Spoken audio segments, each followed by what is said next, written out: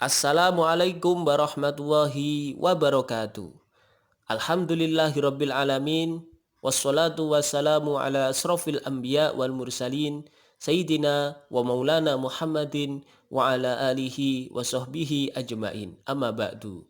Bismillahilladzi la yadurru ma'asmihi syai'un fil ardi wala fis sama' wa huwas samiul alim. Bagaimana kabarnya siswa kelas 7 SMP Tekno Insan Kamil pada hari ini? Sehat? Alhamdulillah. Kita wajib bersyukur kepada Allah, hari ini kita diberikan kesehatan oleh Allah Subhanahu wa taala. Bersolawat kepada Rasulullah Shallallahu alaihi wasallam dengan ucapan alhamdulillahirabbil alamin.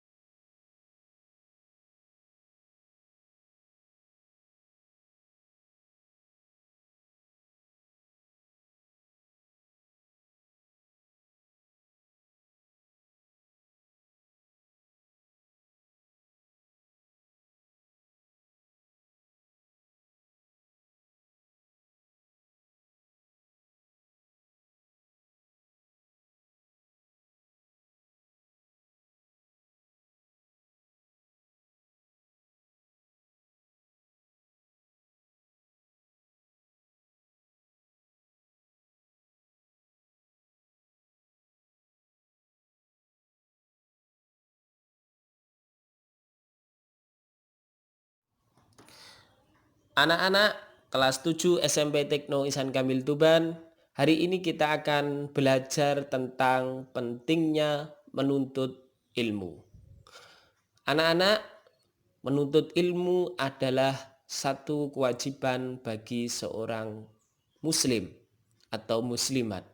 Tolabul ilmi faridotun ala kulli muslimin wal muslimat.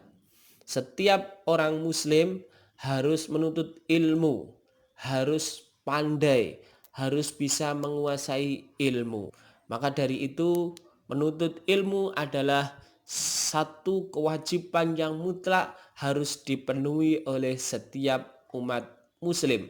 Mereka harus berilmu agar Islam bisa jaya, agar Islam bisa berkembang dengan sebaik-baiknya. Maka dari itu kita harus belajar tentang bagaimana pentingnya menuntut ilmu. Karena seseorang yang mempunyai ilmu pasti akan diangkat derajatnya oleh Allah Subhanahu wa taala.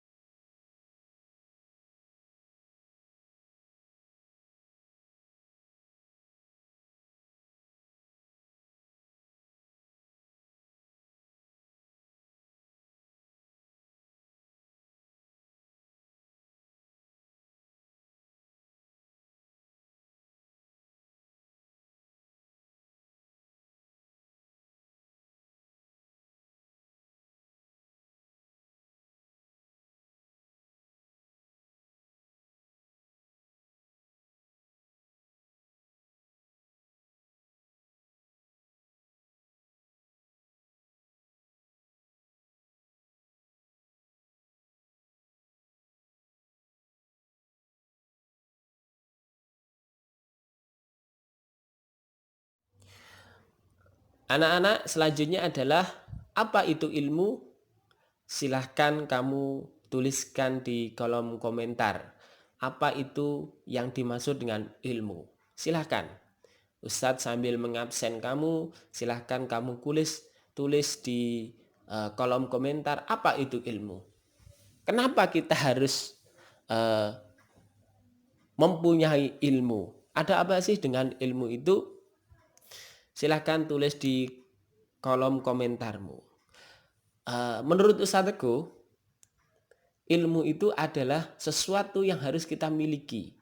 Karena dengan ilmu kita dapat merubah segalanya. Kita dapat menguasai segalanya. Itu hanya dengan ilmu. Jadi ilmu itu menjadikan manusia untuk mengetahui segalanya. Tentunya tidak hanya mengetahui segalanya.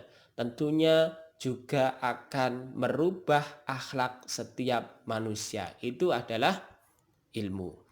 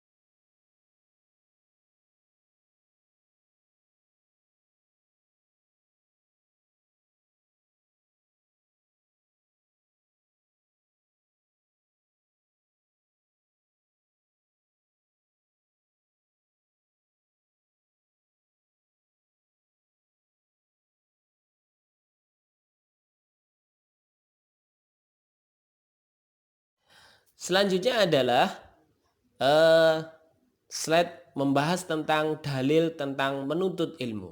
Ada di yang pertama ada di Quran surat Ar-Rahman ayat 33 yang berbunyi A'udzu billahi minasyaitonir rajim. Ya ma'syaral jinni wal insi in istata'tum an tanfudu min aqtaris samawati wal ardi fangfudu la tanfuduna illa bisultan. Hai jamaah jin dan manusia, jika kamu sanggup menembus atau melintasi penjuru langit dan bumi, maka lintasilah. Kamu tidak dapat menembusnya kecuali dengan kekuatan. Kemudian yang kedua ada di Quran surat Al-Mujadilah ayat 11. Ya ayyuhalladzina amanu idza qila lakum tafassahu fil majalisi fafsahu yafsahillahu lakum. Wa idza qila susu fangsusu yarfa'illahu alladzina amanu minkum walladzina utul ilma darajat. Wallahu bima ta'maluna khabir. Hai orang-orang yang beriman, apabila dikatakan kepadamu berlapang-lapanglah dalam majlis, maka lapangkanlah, niscaya Allah akan memberi kelapangan untukmu. Dan apabila dikatakan berdirilah, maka berdirilah kamu. Niscaya Allah akan meninggikan orang-orang yang beriman di antaramu dan orang-orang yang diberi ilmu pengetahuan beberapa derajat. Dan Allah Maha mengetahui apa yang kamu kerjakan.